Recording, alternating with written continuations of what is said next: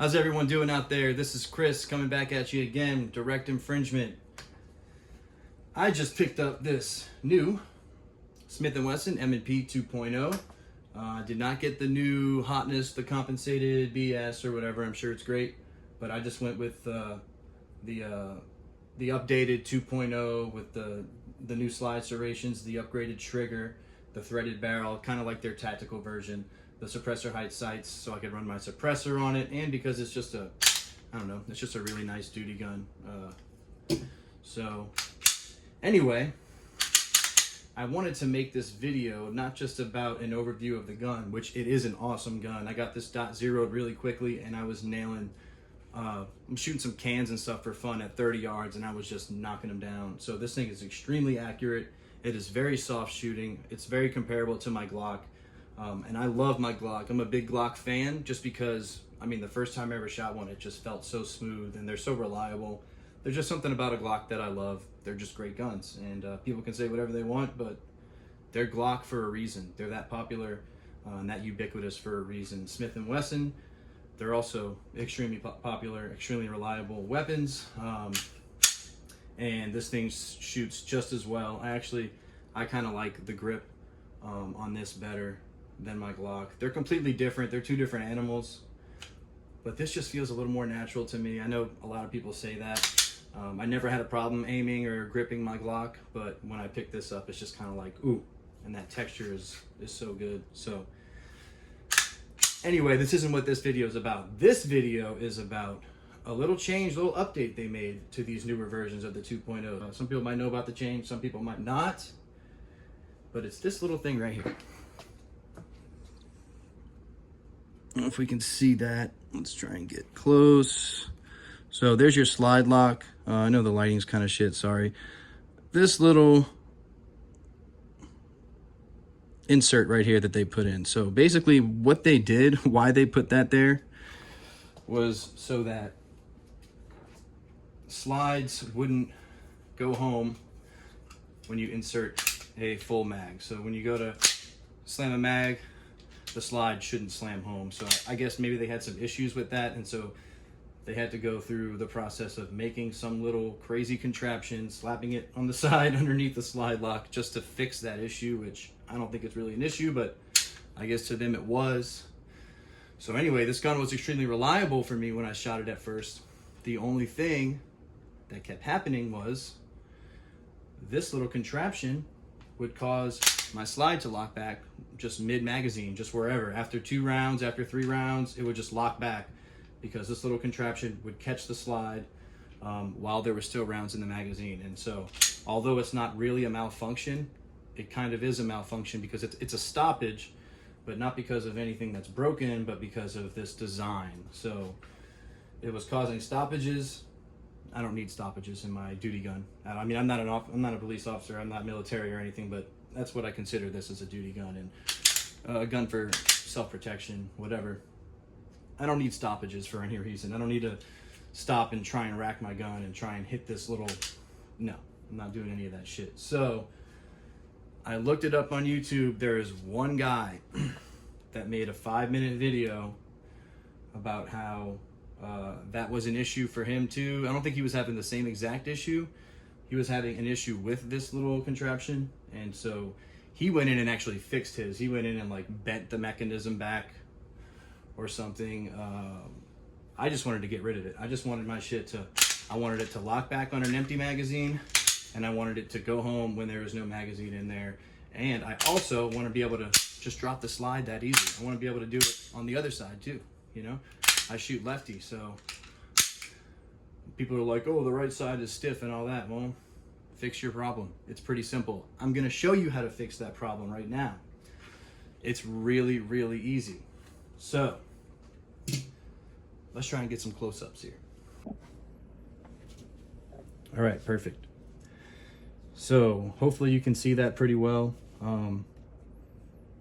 So the thing you have to do is you pretty much have to remove this. This is a little protective plate, and then there's a little spring and a little other piece of metal in there that the spring works off of to basically keep the keep the slide lock in a certain position. I mean, it's just weird and it's unnecessary, but I'll show you how to do it right now. So this is a threaded barrel, so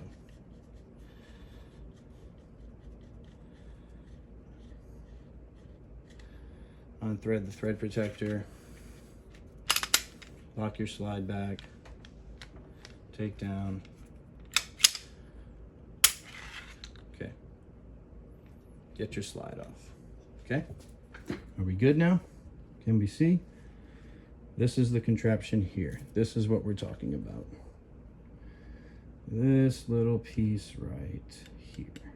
Okay, so the way to do this, and so the guy whose video I watched, he suggested doing this with your frame inside of a Ziploc bag. And, you know, knowing me, you know, me being me, I was like, oh, I'm not going to do all that. So I almost poked my eye out with this spring because it comes out at such a high speed.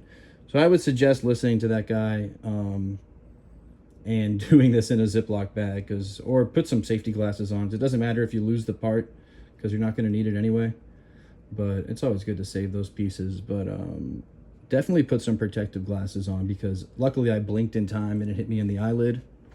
Just be careful, man. Anytime you're working on guns with springs and stuff, just be careful. Okay, so basically all you have to do is, this little thing is kind of I don't know how you would call it. There's these two little slots right there, so it's kind of like, it's kind of fed in through those little slots, and then it kind of locks in there. But basically all you have to do is take a nice little punch, get your slide lock out of the way, get your punch behind that, right behind that piece, get a good angle and get a good purchase on it, and then get yourself a little hammer, and then you just give it a couple taps. All right, I'm not going to tap mine all the way out because I've already done this, but you can see just how easily it starts to move. So once you start to tap that thing out, that will expose the internals.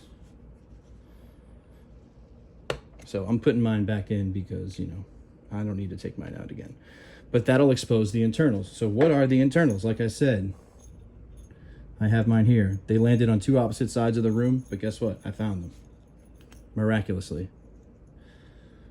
One of the internals is this weird little tiny metal piece that's shaped like that. Okay. And then the other piece is this little spring that is under an extreme amount of pressure in there. So do this in a bag, or if you don't care about the parts flying across the room, where the hell? Then put some safety glasses on at least. But that spring pushes against that little tiny metal part, and that's what keeps the slide lock in a position to where even when the magazine is out, your slide still locks. It's just weird. I don't like it. It was causing malfunctions, like I said. It was causing the slide to lock back when I was in the middle of shooting with rounds still in the magazine. So once you pop that stuff out, then boom, you just take this little piece right here, and then you kind of just feed it back in until it catches, and then just tap it from the back side like I just did, and it snaps into place, and then boom. Then you just throw your slide back on, lock your slide back, rotate your takedown lever, bam, put your thread protector back on. If you have one, it's not only with the threaded barrel versions. They put this on like a lot of the new guns. I think in the past, like, I don't know, 5 years, 6 years, 7 years. They've been doing it for a little while now. But so now that is how you fix that problem. There are not many videos on YouTube about fixing that problem. Okay, even with the magazine in. Oh, let me zoom out. So now, even with the magazine in, I'm not touching the slide lock. Slide will lock back. I can drop the slide simply by hitting that slide lock. Same thing on the right side for ambi people. Magazine is in, goes home. So it fixes the issue. Other than that, it is a beautiful, beautiful gun. These finishes, this Armor Night finish that they put on these Smith & Wessons is the nicest finish. I'm convinced the nicest, most durable finish in the industry, hands down. I've seen Smith & Wesson's 15 years old that still look like this. Like, you can't scratch this stuff. It's insane. So whatever they're doing, they have the best coatings in the industry. Smith & Wesson, you're doing great. Keep doing that. I love this gun. I got a green dot on it. M&P 2.0. Optic cut, optic ready, OR, TB, threaded barrel, upgraded trigger. And I also put one of those Apex super smooth safety plungers in there. So now the take up is like buttery smooth. So you don't need to get the whole Apex kit. Maybe I'll do a separate video on that, but that's it. If you have this problem with your slide lock, that is how you fix it. It's as simple as that. So share this video. If anybody that has one of these guns is like, oh, this thing is annoying, share this video with them. Like this video, subscribe, please. I'm trying to get to 1,000 subscribers sometime soon. I feel like this is a very useful video since there's not any other ones on YouTube that show you how to do it. So yeah, that's it. Stay tuned for the next one, folks. Thank you for watching. Direct Infringement. This is Chris. I'm out. Peace.